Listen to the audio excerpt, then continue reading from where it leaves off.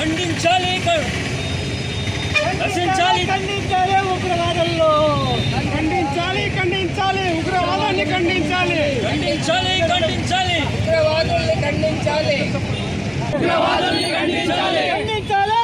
ఉగ్రవాదుల్ని ఖండించాలి ఖండించాలి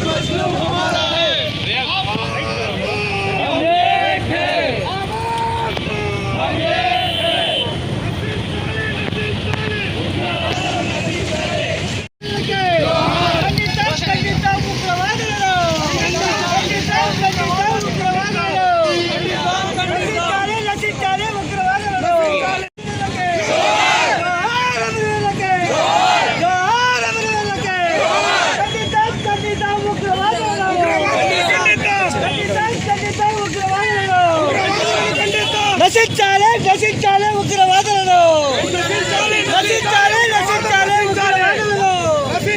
నశించాలి ఉగ్రవాదం నశించాలి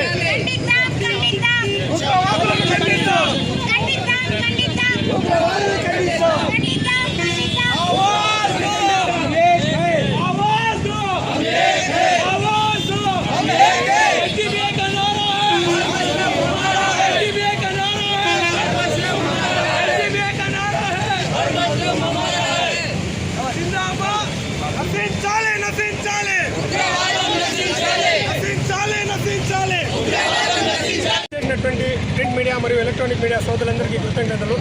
ఈరోజు ఈ నిరసన కార్యక్రమం చేయడానికి గల కారణము నిన్న జరిగిన కాశ్మీర్ పెహల్గాంలో ఉగ్రవాది దాడిని ఖండిస్తూ ఈరోజు నిరసన కార్యక్రమం చేయడం జరిగింది. నిన్న పెహల్గాంలో ఉగ్రవాద దాడి అన్ఎక్స్పెక్టెడ్గా జరిగి అమాయకులైన టూరిస్టులు బలైపోయారు. అంతేకాదు ఈ దాడిలో ఏదైతే టూరిస్టులు బలైపోయారో వాళ్ళని కాపాడుతూ కూడా చాలామంది కశ్మీరులు కూడా బలైపోయారు. ఇప్పుడు మనం చూసుకున్నట్లయితే భారతదేశం ఒక సురక్షితమైన చేతుల్లో ఉందని ప్రధాని మోదీ గారు అన్నారు. ఇప్పుడు అక్కడ ఉన్నట్టు స్థానికులు ఏం చెప్తా ఉన్నారంటే అక్కడ భద్రతా సిబ్బంది ఏదైతే ఉందో ఆ చుట్టుపక్కల ఎక్కడ లేదు. వాళ్ళకి ఘటన జరిగిన చాలాసేపటి వరకు కూడా మీడియాలో మనం చూస్తూనే ఉన్నాం. చాలాసేపటి వరకు కూడా వాళ్ళకి సహాయం అనేది అందలేదు. దీంట్లో ఆ భద్రత కల్పించడంలో కేంద్ర ప్రభుత్వం విఫలమైంది. దీని బాధ్యతను కేంద్ర ప్రభుత్వం అమిత్ షా గారు ఈ దాడి నైతిక బాధ్యతను తీసుకొని బాధిత కుటుంబాలని ఆదుకోవాలని social democratic party of India SDPI demand చేస్తూ ఉంది. ఎస్డిపిఐ దేశవ్యాప్తంగా దీనిపైన నిరసన కార్యక్రమం చేస్తూ ఉంది.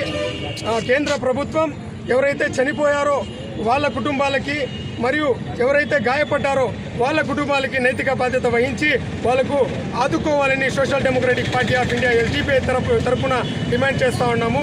ఎవరైతే చనిపోయారో వాళ్ళ కుటుంబస్తులకు మా యొక్క ప్రగాఢ సానుభూతి అందిస్తూ ఉన్నాము. జై హింద్, జై భారత్, జై social democratic party of India.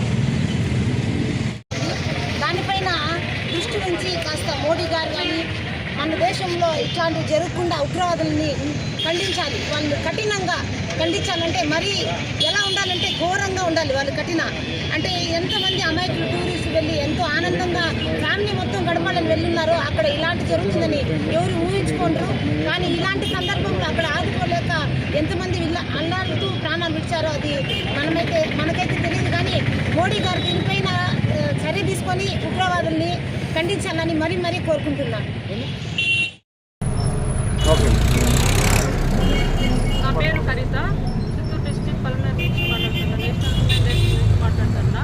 మొన్న జరిగిన జమ్మూ కాశ్మీర్ నుంచి అనంతనాగ్ డిస్ట్రిక్ట్ పల్గామా ప్రాంతంలో వచ్చేసి అనుకోకుండా ఉగ్రవాదులు వచ్చేసి దాడి చేస్తున్నారు. కుల మతం అని చూడకుండా మన హిందువులనే టార్గెట్ చేసి దాడి చేస్తున్నారు. ఇది తీవ్రంగా నేను హ్యూమన్ రైట్స్ తరఫు నుంచి తీవ్రంగా ఖండిస్తున్నాను. ఇలాంటి చర్యలు ఇంకొకసారి పాల్గొనకుండా మన మోదీ గారిని కఠినమైన శిక్షించాలని కోరుతున్నాను. అందరికీ నమస్కారాలు. నా పేరు Mubarak, Palamaner SDPI party joint secretary.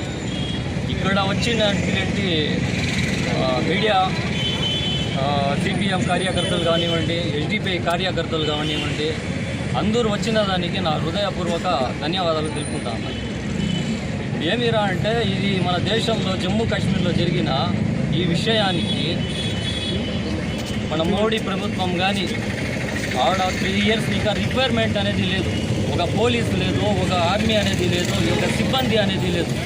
ఇప్పుడు మనం చూస్తామంటే కేంద్ర ప్రభుత్వం నల్ల చట్టాలు తెచ్చి ప్రజలపైన మోపడము, వాళ్ళ మధ్యలో విద్వేషాలు రేపడం ఇదే చేస్తూ ఉన్నది. కానీ ఏదైనా అభివృద్ధి కానీ, విద్య కానీ, వైద్య కానీ ఇప్పుడు దేశం అంతా చూస్తూ ఉంటే నిత్యావసరాలు సరుకులు కానీ, పెట్రోల్ కానీ, డీజిల్ ఇది ఏదైతే పెరుగుతూనే ఉండాలి. కానీ దీని పక్క ఎటువంటి చూపు అనేది ఆయన చూపడం లేదు.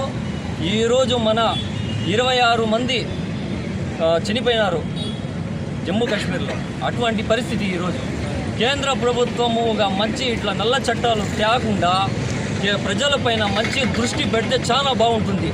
అట్లా కానీ పక్షాన మోడీ గారు, అమిత్ షా గారు రాజీనామా చేయాలనేసి సోషల్ డెమోక్రటిక్ పార్టీ తరఫున మేము ఖండిస్తూ ఉంటాం తీవ్రంగా.